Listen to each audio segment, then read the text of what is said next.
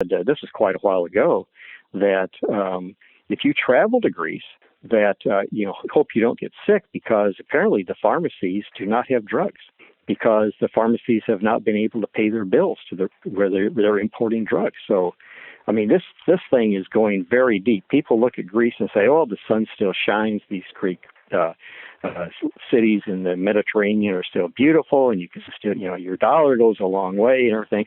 Well, that's just the surface. Below the surface are people that are in abject poverty, and things are getting worse, and they're going to have a real crisis over there in all kinds of ways. Well, you better hope that Greek airport has jet fuel on the premises to fuel your plane home.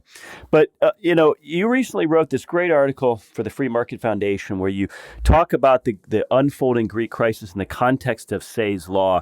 And, we hear so much from what Hayek called the socialists of all parties about how we need demand-side stimulus, whether that's through fiscal measures or whether that's through monetary policy. But you come to the conclusion that we need the opposite. We need production stimulus, and we need to obey Say's law. So talk about Say's law in the context of what's happening in Greece. Well, Say's law says that it really is the extreme, very logical idea that you can't consume what you have not produced. And therefore, it is actually production that creates supposed demand. I use the example in my argument of a farmer who raises corn.